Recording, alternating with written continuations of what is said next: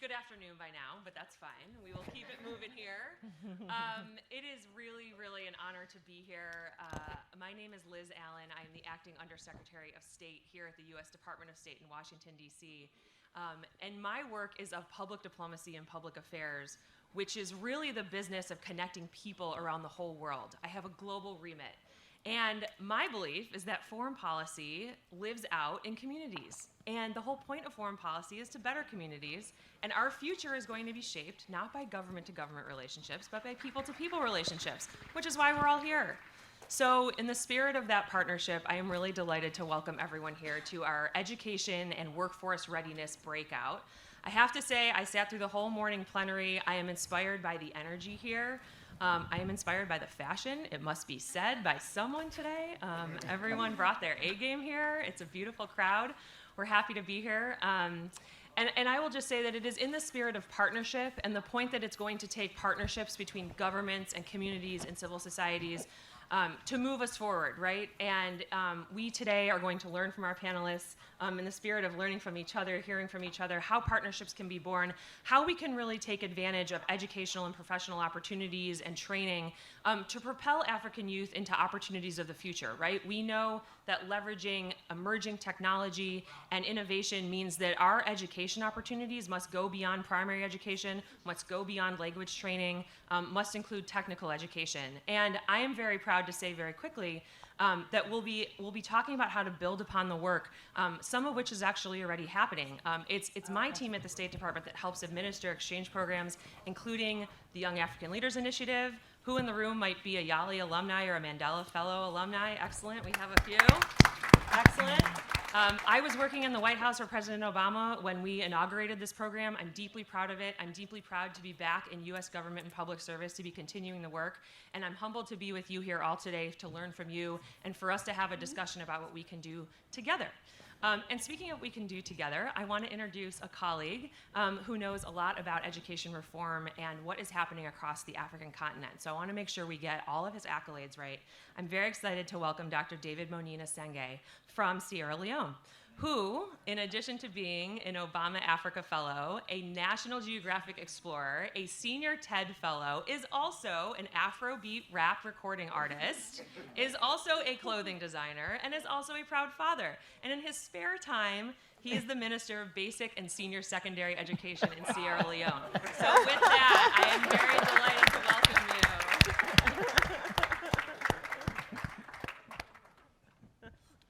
Thank you for that generous, kind, and warm introduction.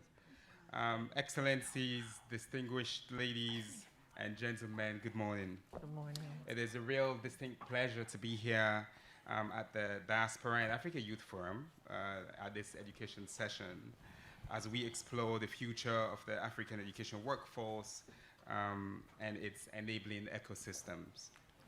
Today, I'll start by highlighting some numbers which might be hard to comprehend but are worth highlighting. More than 60% of Africa's population is under the age of 25. By 2030, young Africans are expected to constitute 42% of the global youth. These figures are underlain by a surge of Africans' young population. In sub-Saharan Africa alone, the number of people under 25 is expected to rise by 21% to 860 million in the next 10 years. By 2050, the African youth population is projected to hit 1.1 billion. That means 1 in 10 of all people on the planet. While significant progress has been made for school enrollment over the years, the most significant and most recent figures from the World Bank show that just under 9% of school leavers in sub-Saharan Africa currently access tertiary education, compared to the global average of around 35%. But projections suggest that the volume of young Africans in tertiary education will grow rapidly. For instance, the International Institute for Applied Systems Analysis estimates that the number of over 15s in the in most of sub-Saharan Africa who are educated to post-secondary levels will grow from about 30 million in 2020 to more than 90 million by 2050. And of Africa's nearly 420 million youth aged 15 to 35, 1/3 are unemployed, another third are vulnerably employed or underemployed, and only 1 in 6 is in a wage employment opportunity. Youth face roughly double the unemployment rate of adults, and this varies across countries. In Africa, the average match between the skills needed by businesses and the education requirement is worse than the rest of the world. And there's a weak link between higher education levels and better job prospects. Approximately 1% of 15 to 24-year-olds in sub-Saharan Africa participate in vocational education programs, according to reports from the Moe Brown Foundation. We could choose to see this as a major problem or a huge opportunity. I choose the latter. And it's an opportunity whose scale by the year 2100 needs to be appreciated at a scale and seriousness we have to almost close our eyes to appreciate. By 2100, Africa will still have the youngest population worldwide with a median age of 35. And between now and 2100, Africa's youth is expected to grow by 181%, while Europe's will shrink by 21% and Asia's by 27%. To put that into a different context, by 2100, Africa's youth will be equivalent to twice Europe's entire population, and almost 1/2 of the world's youth will be from Africa. What does this all mean? And what do we need to do? We need to think differently about our role as governments, as private sector, as diaspora, and not just think differently, we must act differently. We need to think differently about skills and knowledge development, differently about the use of technology and entrepreneurship, and what the knowledge economy means for us. We know that it is possible. Many countries are already doing it. Sierra Leone is doing it. And in the last 4 years that I've served as Chief Innovation Officer and Minister of Basic and Senior Secondary Education, and thanks to President Bio's ambitious human capital development commitments that we heard about today, Sierra Leone spends 22% of its budget on education. We have seen that transformation at these scales, often thought unimaginable within a short period, are indeed possible. For example, we've achieved gender parity in basic and senior secondary education, and we did this through our free quality school education initiative, which is tuition free and examination fees free for everybody. But if you're a girl wanting to pursue STEM, that's 17 years of education. We have also prioritized what we call radical inclusion, focusing on pregnant girls, parent learners, kids in remote areas, kids from poor backgrounds, and those with physical and cognitive and other disabilities. We've expanded transition levels from secondary school into existing tertiary universities. And actually, those universities today are unable to absorb everyone eligible in their current form. This year alone, over 100,000 young people passed their exams to go to university. The slight problem is the universities, as they are, can only absorb 20,000. Our policies have to change rapidly to turn this into an opportunity. Even as we establish new universities focused on technical and vocational education, we need our countries in Africa to evolve. That evolution, by the way, is not just for Africa. This country also has to evolve. And this is evidenced from the United Nations Secretary General's focus on transforming education earlier at the UN this year. And we have to think about new ways of working together as we bridge the African continent and the United States divide. We need to change our systems of multilateral and bilateral power relations for effective partnerships based on trust and mutual accessibility where we co-design on our shared values. We can't ask Africa to invest in youth, but our countries spend more in paying bad old debt as our currencies depreciate against the US dollar.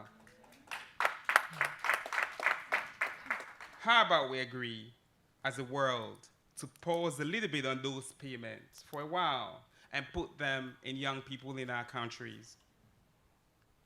That's why today is really important, and that's why we're here. Between us, we need to make our countries the best spaces for innovation. We need to lower barriers for young entrepreneurs, particularly young women entrepreneurs. We must promote foundational learning so that our young ones will have what it takes to help us as a world to respond to the current and future intractable problems. Those youth will need to get what we call the 5 C's in Sierra Leone: computational thinking, comprehension, creativity, critical thinking, and civics.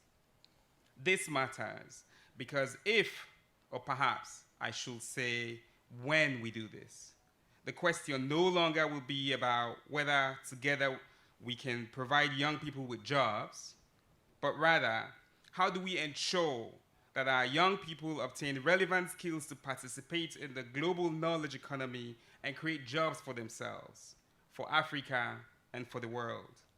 To end, the question I wish really everyone asks at the end of this week should no longer be, are African youths ready to lead? Can they lead?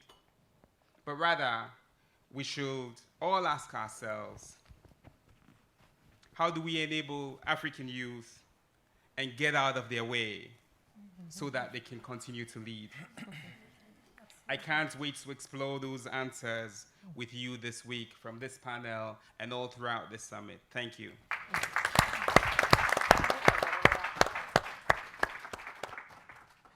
Please welcome to the stage Honorable Lawrence Randolph.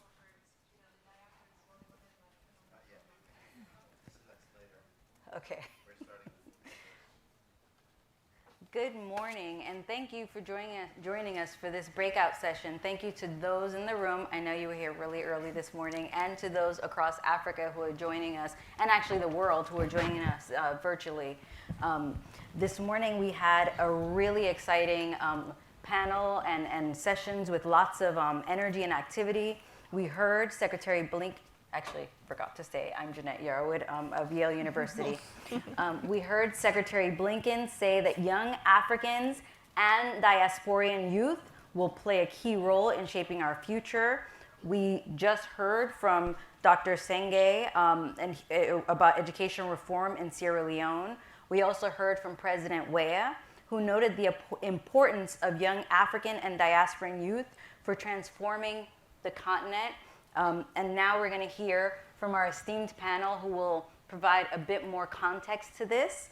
I want to start out by actually saying about, I don't know, maybe a year ago, we started with some listening sessions, and the entire day, but especially these breakout sessions, are designed by things that you all told us you wanted to hear. So I'm really excited. I hope that you hear some of the things you asked for, and we thank you for your participation.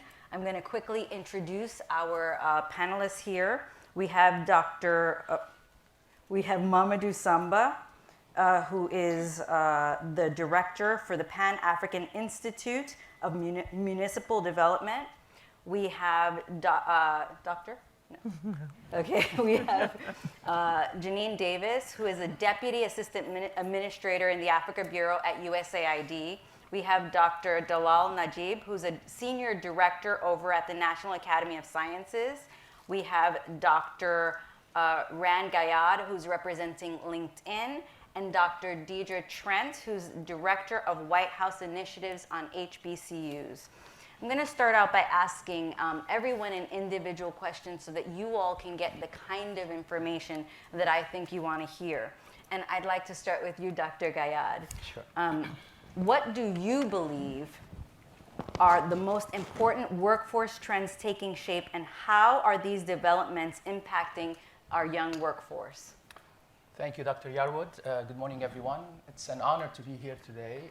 As LinkedIn's head of economics and global labor markets, I actually have the pleasure to unearth insights about the global labor market every single day. And at LinkedIn, we do this by diving into what we call the economic graph, which is a digital representation of the global economy.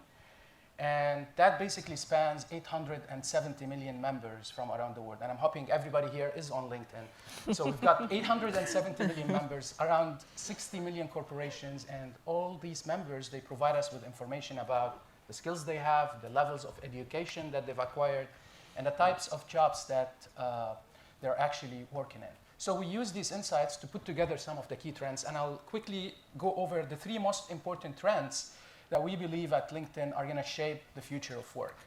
Well, the first and I think most important one is the fact that skills are evolving. So we're seeing on LinkedIn that skills continue to grow in importance.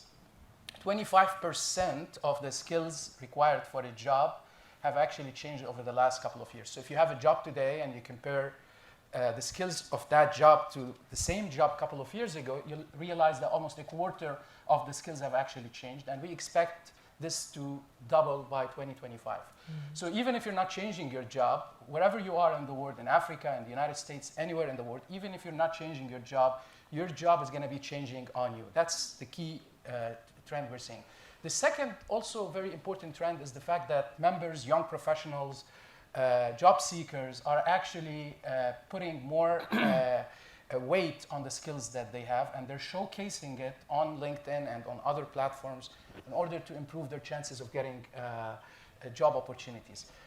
So we are actually, we're able to track how many skills were added just over the last 12 months, and we realized that there's 365 million skills that were added just over the last year on members' profiles. So people want to show that they're learning new skills because this is going to be the currency of the future. And third, and I'll quickly stop, is what I think is the most important trend that will continue to go with us over the next couple of years, and that is actually a move away from this old traditional method of hiring where employers have traditionally relied on in the recruiting and hiring process on whether somebody has a 4 years college degree or not. And we're moving actually to a new mindset that puts very little weight on whether you went to college and more weight on whether you have the right skills that match the job. So this is what we call at LinkedIn a skills-first hiring mindset. And in fact, it turns out it's really valuable. It's valuable for employers because they're increasing their diversity. They're increasing the talent pipelines by almost 10 times. And it's also helping employers tap into new pools of talent. And we're seeing this not only in the United States, we're seeing this in Africa, we're seeing this in every single country that we track. Employers now, with a skills-based mindset, they're able to tap into new pools of talent, those that didn't get a chance to go to college, but they're skilled through alternative routes.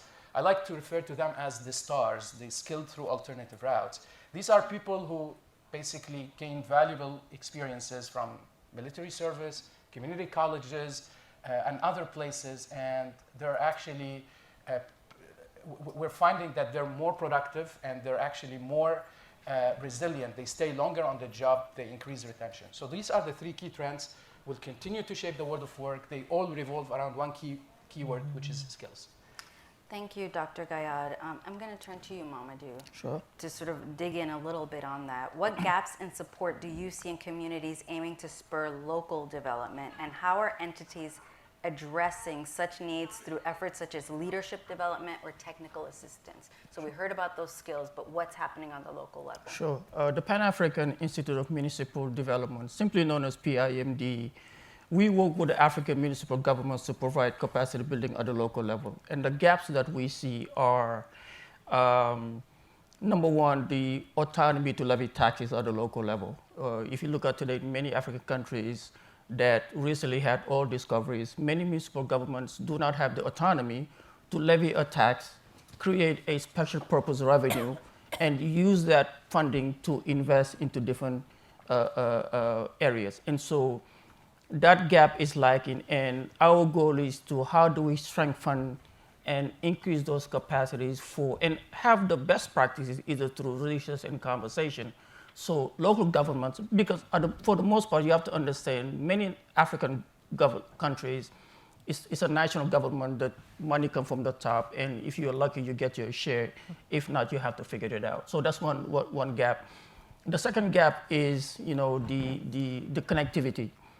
We have to increase connectivity in rural areas, especially for women, the poor, but also in ethnic communities, so that can unlock digital literacy, which will eventually enable investment at the local level. And just to end with that, which is, it's not just the economy, but it's also the other challenges. For example, right now we are dealing with 94 million children in African countries not being registered between 0 and 5 years old. And we're right now working with Amazon to develop a platform to easily register birth kids when they're born, to ensure that we put them on a path to economic growth. Thank you. Thank you. We've got all these young people in the audience, and I'm sure that they're wondering how folks on this panel got to where they are. I'm going to turn to you, Janine, who's Deputy Assistant Secretary Assistant Administrator at USAID. Can you tell us a little bit about your background and career trajectory? How did you get to where you are? What are some of the steps that our young people here can perhaps follow? Sure. Thank you, Dr. Arwood, and good morning, everyone. I'm really pleased to be here. I think when I was asked to think about my own history, I was thinking how much we have in common. So I was raised by my grandmother, who's one of 13 children, and my grandfather, who's one of 11. Don't let African Americans tell you that we don't have big families. And they left the rural South of the US to find opportunity in the North, just as so many families moved to more urban areas to find that economic opportunity. The brothers and sisters all came from the South, got married, and moved next door, as we like to say. So I grew up surrounded by family and surrounded by community. And that meant that there was responsibilities placed on us, as well as expectations. And for me, as a child, I was very good at mathematics. And in those days, probably still now, young Black girl, good at math, immediately you're pushed into mathematics and engineering. So I got to benefit from all of the programs. It created opportunities, scholarships for me. But the truth was, it wasn't my passion. It was a skill, but it wasn't my passion. But that education opened doors. So my first trip overseas was as a mathematics teacher in 1997. I got to go to Tanzania to teach math. And while I was there, teaching math is when I realized that my real heart was for development. And that's where I made that transition. My first career, mathematics, engineering, but I realized that I really wanted to solve bigger problems. And that was how I got into the development sector and was able later to join the Foreign Service and have since 1997 off and on lived in Africa. My children, this is their first time living in the US. We just moved back in August. So they're experiencing the US for the first time. But the point I'd just like to make is there are the skills that you have, and there's the passion that you feel. And I know in this room, there's so many powerful young people who've figured out how to combine the two. And that is what I would just continue to encourage you to do. Thank you so much. Thank you. Today is all focused on the connections between Africa and the diaspora. And I think there's no better place than with thinking about this than HBCU. So I'd like to turn to Dr. Trent and ask, what role do HBCUs play in equipping students with the knowledge and experiences needed for the future workforce? Well, that's a loaded question. So good afternoon, everybody. Thank you so much for having me here. I appreciate this opportunity. I would say that HBCUs, let me just start by just saying that the first HBCU was established in 1837. That was 28 years prior to slavery ending. And all of these HBCUs, and after the Civil War, hundreds and hundreds of HBCUs sprouted out up around the South. All of these HBCUs were established to educate former slaves and their descendants. And so our HBCUs have been around for centuries now. And we have been educating African Americans, mostly African Americans, but we've been educating a lot of other people, a lot of other races and ethnicities too. I would say that when you look at the product of an HBCU, we've been schools that have been under-resourced, undervalued for a long time, yet we produce leaders. We produce right now today, 85% of the federal judges today started at an HBCU. 85% of black PhDs started at an HBCU. 40% of STEM workers started at an HBCU. Over 50% of our engineers, teachers started at an HBCU. 75% of our dentists and medical doctors started at an HBCU. And last but not least, 100% of our black and female vice presidents started.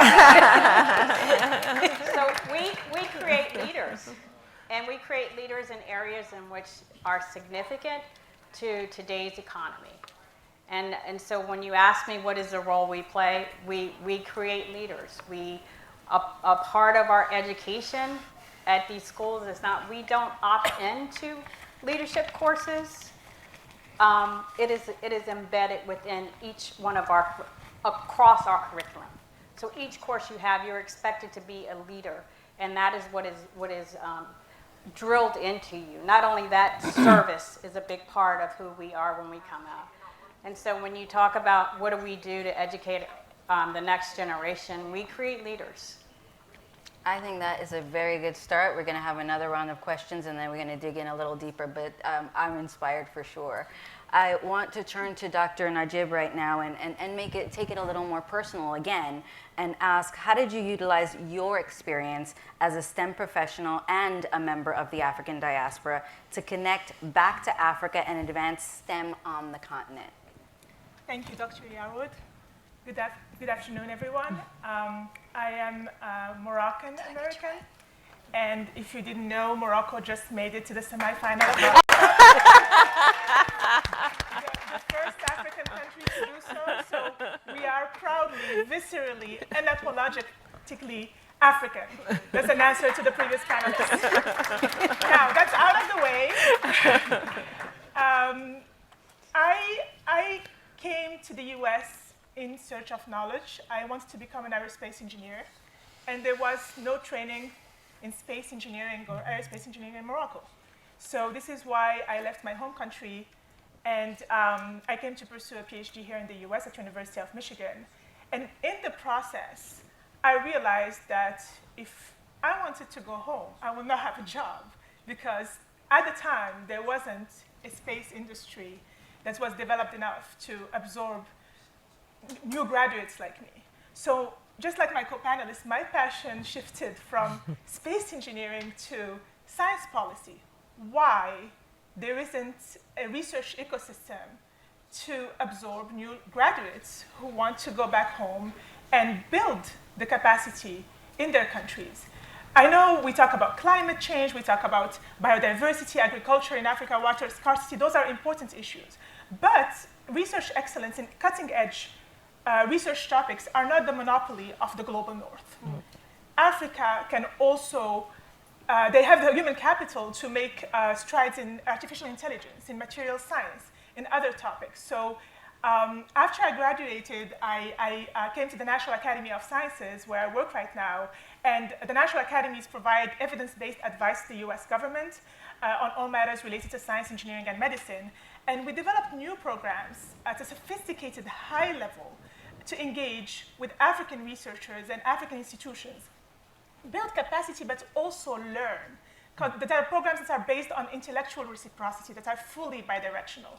And they involve the diaspora. The diaspora showed up. In fact, it was bottom up. It was driven by the diaspora who came to us and they said, you have programs with Germany, with Japan, with China. Why not with Africa? We're here. We want to help. We want to learn. We want to engage.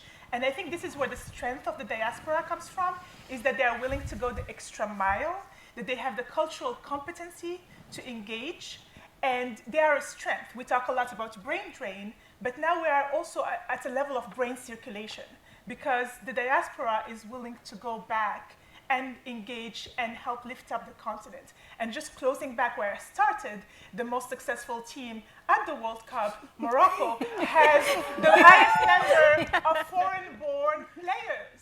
And there is a reason for that. So I think there is strength there. It's a resource, it's an opportunity to tap, not just in football/soccer, but also in STEM. Thank you. Thank you. I want to turn back to Dr. Gayad. You mentioned, these 3 points early on, but I want to now ask, how should young professionals ensure that they are adequately prepared for these new workforce developments that you mentioned earlier? Sure. Well, first of all, it goes without saying that the labor market everywhere around the world has changed a lot over the last couple of years. It changed with the pandemic, and then it changed after the pandemic with the great reshuffle, people moving between jobs at a very high rate. And it continues to change today with all the uncertainty around us. So I think, it's no surprise that a lot of the job seekers and young professionals today are increasingly becoming confused about what is expected from them, what kind of skills and experiences they need in order to prepare for this changing environment and global labor market. So I'll do another 3 points here to offer my take on what I think young professionals, job seekers, regardless where you are in your career, need to know in order to prepare for a future that is full of uncertainty. The first, and I think, like I said early on, LinkedIn does a lot of work on creating economic opportunity. In fact, our mission as a company is to create economic opportunity for every single member in the global workforce. And a lot of the work that we do focuses around what kind of jobs we think will going to rise in the future. So one of the key reports that I think everybody should take a look at will be published next month, called Jobs on the Rise. So in this report, we lay out what are the fastest growing industries, what are the fastest growing jobs, and what do you need to do as a job seeker or a young professional in order to prepare for these jobs. So what kind of skills you need to transition into these jobs. Where are these jobs located? Who's hiring? In which industries? So that's one thing that everybody should keep an eye on. This is based on all the data that we track. The second thing, it goes back to the point on skills. Skills are extremely important. They're going to continue to change. And my advice to young professionals is to continue adding to your profile, adding more skills, learning more skills, fine-tuning your skills. At LinkedIn, our research shows that on average, every person will likely need 3 new skills between now and 2025 to keep pace with the changing labor market. So adding skills. And I'll say one last thing and I'll stop. And this is actually based on an example from South Africa that we just finished a couple of months ago. Transferable skills. Turns out, based on our work in South Africa, having a skill that could be transferred between jobs, allow you to pivot between jobs, is the most important thing for somebody in Africa, regardless of which industry you are in. I'll stop here. So our panel is wrapping up very shortly. I want to turn to Janine to ask specifically, what is the government's role in capacity building? Sure, thank you. So for the U.S. government, and in particular USAID, we have a strong role in reinforcing and building capacity of governments, of civil society, of individuals to reach your own development, to partner with you. I think we started at the beginning of the panel. We have some of our Young African Leaders Initiative alum in the audience, which we're very pleased to see as just an example of some of the US government's role in building leaders and helping to achieve your own capacity. One of our leaders, for example, we have Elizabeth Watuti, who's Kenyan-born, who helped with our working in the climate. Time Magazine just named her as one of the 100 most influential people in 2022. So it's just an example of how partnering and working together, we're able to help others achieve their own goals and development. I want to thank everybody for joining this panel. 5 more minutes. Okay, sure. Great. I want to turn actually to Dr. Najib then, if that's the case. I would definitely like for you to discuss a bit more about women in STEM. Mm-hmm. Sure. Thank you for that question. So I've been very fortunate to have a lot of support through my career from my family, from my advisors, from men and women, men allies who were supporting me in my journey, but I never took that for granted. I never took that for granted because it's not lost on me that 1 or 2 generations ago, women in my own family were illiterate. So, you know, it's a huge difference and a huge leap. And that also applies across the continent. When we talk about STEM education, let's talk about education first. It's access to education. And there is the leaky pipeline that we talk about. So we have women, we need to get them to the primary and secondary education. And by the way, they perform usually very well, especially in STEM. And then we lose them. We keep losing them. And in higher education, we lose more. And even when they get into careers in STEM, we have problems with retention because there is no upward mobility. They're not at the decision-making table. They're not at the leadership level to be able to make decisions. And this is key because who is there to suffer the most from climate change, water scarcity, food security? Women will suffer the most from this. And they will recognize the value of science and technology in addressing these issues. So we also need to have them at the decision-making table, but also resolve the problem at enrollment. So I think this problem is, quite pervasive. But in our programs, we make sure that we have gender parity. We just launched the US Africa Frontiers program at the National Academies. Half of our speakers were women. 40% of the attendees were women.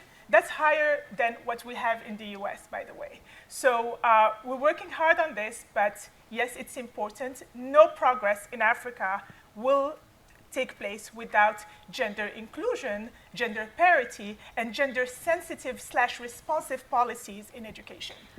I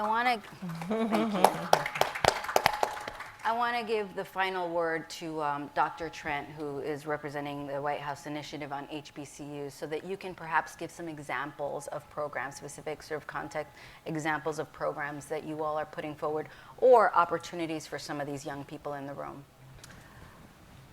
So can I just respond to something? Absolutely. The one thing that I think that would be most useful for young people here, there are lots of programs. You can name probably any HBCU, and they will have a direct connection with one of the countries in Africa. And so I'll talk about that. But the one thing that I would like to leave you all with is that, as you're thinking about and getting ready, expanding your career, whatever, I think the most important skill you have is the ability to effectively move in and out of disruption. If anything has taught us, the last 2 years have taught us, it really is about we have to be prepared and we have to be comfortable in a space where we don't know where we're going next, right? And so disruption is going to define our future, and so how do you prepare for that? How do you prepare for that in terms of artificial intelligence? That's a technology that is probably going to end up taking a whole lot of jobs. But when you talk about that and you look at artificial intelligence from the African American or the African race, there are a lot of disparities there. And so when we talk about the skills that we need to understand the impact that some of this new technology is going to have on us. And we really need to talk about those skills so that we can be at the front of that, so that we can make sure that we're leading in these efforts going forward. There's lots of programs all across HBCUs that have partnerships with Africa.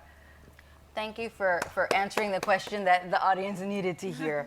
I think, so as we wrap up this session, what I wanted to say is that you heard that skills are evolving. You need new skills, transferable skills, and you should use social media to also let everybody know what kinds of skills you do have and to promote yourself. And something that stood out to me was that HBCUs create leaders, right? And so just by the mere fact of engaging in these programs, they're creating leaders. Thank you. I hope you enjoy the rest of the forum, and look forward to seeing you and speaking with you during coffee breaks. And go Morocco. Go Morocco, yes. Well done. Fantastic.